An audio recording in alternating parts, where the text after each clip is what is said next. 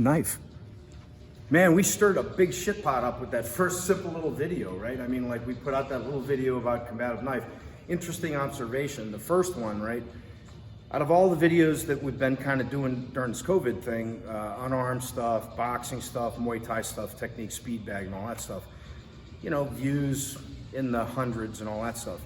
The knife video, thousands, which is weird, right? Because again, even though we say obviously always go armed, it has to do with people's reliance on weapons. And yes, our combative principle, number one, is go armed, be armed, right? Knife is sketchy, right? It's just sketchy for a lot of different reasons. It's easy to conceal, it's easy to carry, et cetera, et cetera. But there's just a lot of interesting things to discuss about it.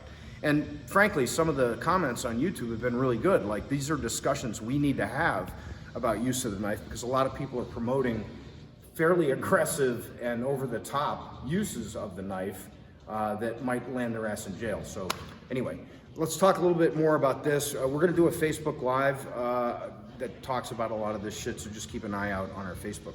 Grip, okay, I didn't go over grip last time. I favor a saber grip, right, where you're gripping and the thumb's along the back edge of the knife like this. Some people prefer a hammer grip, where you have a hammer.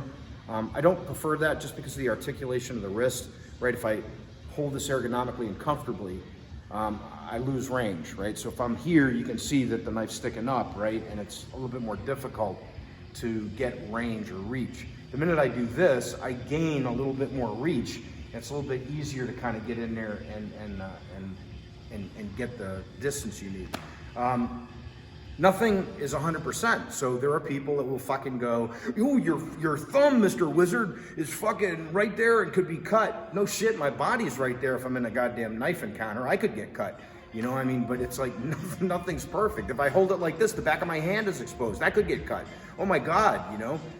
It's already a shitty situation. So what I want to do is hold the knife the way that ergonomically works for me.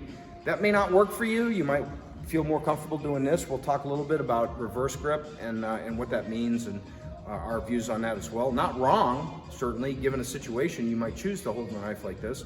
But generally speaking, like this, okay? Saber grip. So on top of what we talked about last time, let's talk a little bit about true defensive use of the knife. Now, some systems out there, people will say things like, well, that's just like murder. You're teaching murder. And they say it in a way that's kind of like, because it's so effective. Let's get one thing straight, okay? If I see somebody over there and I take this fucking knife out and put it behind my leg and walk up to him and just whack, fucking stab him, there's no defense to that. Right? That's not a knife encounter, and that's certainly not defensive use of the fucking knife. That's murder. That is murder. All right? So when you look at effectiveness, being able to like sneak and hit somebody in the fucking groin, or hit somebody with an uppercut, some of the little slap and tap stuff we used to do in the GHCA, stuff like that, that's straight offensive use of the knife. Okay? And that's only appropriate for like military units and things like that, to be completely offensive. True defensive use of the knife, if you think about it, I've got it in my hand, is I'm gonna control my space right here, and I'm gonna hold my ground and keep you outside, not wanting to come in and do whatever fucking weird shit you wanna do with your knife. I don't wanna do it. I don't wanna close with you and get inside into some kind of prolonged or protracted fucking quote unquote knife fight. That'd be like standing inside of a fucking blender with the blade spinning. I don't want to do that, right? So you've got to get in your head, like John Stiers always used to say, he gets castigated a lot of times because everyone says his knife techniques were so simple. Isn't that the fucking point? Isn't that the point, that when you're adrenalized and in a duress-filled moment, you want it to be simple? I don't want it to be complex. I don't want it to be confusing, right?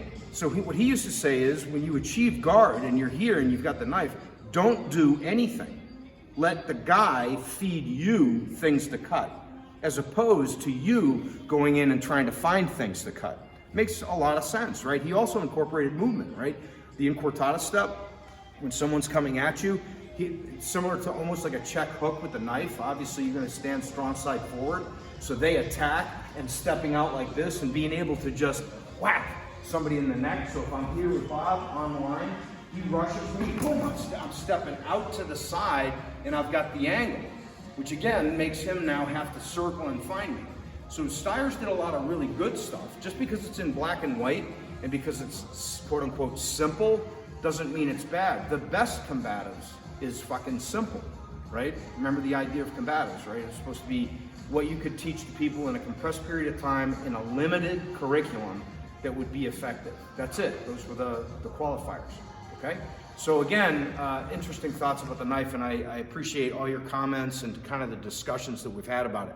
No one's been a dipshit, which is good. No one's come out and been like, you know, well, I'm just gonna stab and slash my way to fucking freedom, and because you go to jail. This is not kidding around. This is real shit. All right, so now let's talk about our stabbing angles, okay? And they're gonna mimic the slashing angles. Number one angle, if I'm here, okay, it's kind of an uppercut, okay? So I'm stabbing now, not slashing, and my target is gonna be straight up, right? So all I'm doing is looking to turn the knife, boom, and drive it straight up, okay? So I'm trying to get into the neck area. If I'm low, boom, it could be into the thoracic cavity, the heart area, okay? Retraction is as important as extension, so you wanna make sure that you get it out of there as quickly as possible, okay? So that's number one, all right? Number two is kind of a hooking action down this way, boom. So I'm coming in, down into the neck area, and it could be anything, could be a shoulder, could be the ribs, it could be the stomach, it could be anything, but it's that 45-degree angle, okay? The third angle is a little bit more difficult to achieve, and it's a little bit awkward. I'm not really that comfortable doing it. It is our third angle, but 1, 2, 3, right? Now, I don't like that position because I'm giving that person everything on the back of my arm. I'm vulnerable, okay? But that is an angle, and it comes down at a 45-degree angle, okay? So I'm going 1, 2, 3, okay? And that, again, could go into pectoral, could go anywhere, but it is an awkward angle. Number 4, the old Apache stab, like Applegate used to teach, right? It's a hook. It comes up in underneath the rib cage, okay? Underneath the pectoral muscle, into just like this. So it's coming from the outside in. Number 5 is the reverse of that, obviously, again, which again, it puts me in a vulnerable situation. I don't like backhanding the stab much at all, okay? Because obviously it's very difficult. And lastly is what? A straightforward thrust, right? Again, boom. All we're doing is going straight forward into the thoracic cavity, into the abdomen, whatever.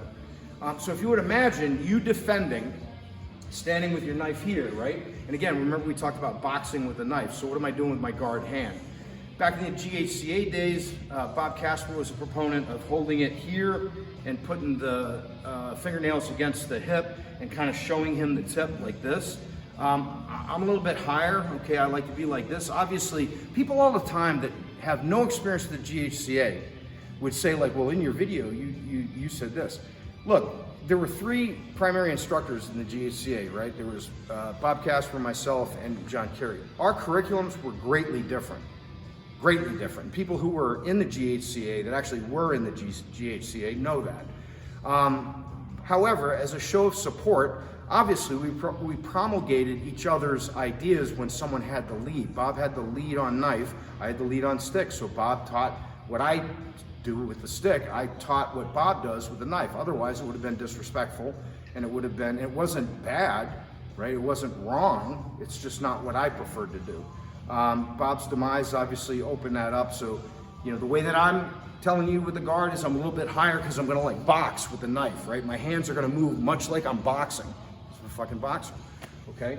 So again, those are your angles. 1, 2, 3, 4, 5, and 6.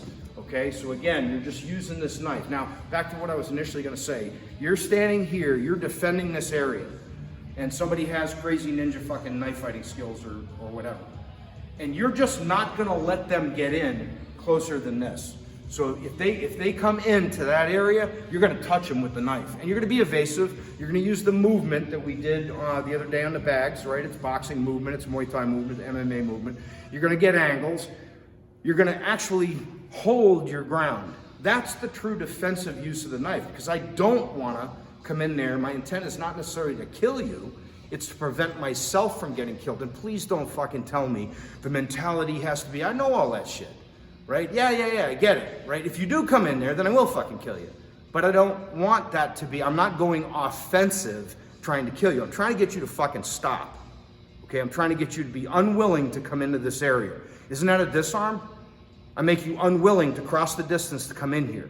So then all the crazy shit like this goes right out the window because you've got to get through my goddamn weapon to do that to me. That makes a lot of sense. That keeps it defensive. All right, we're going to do some more videos like this on the knife. Hope you enjoyed this one. If you did, please give it a like, and we'll see you soon.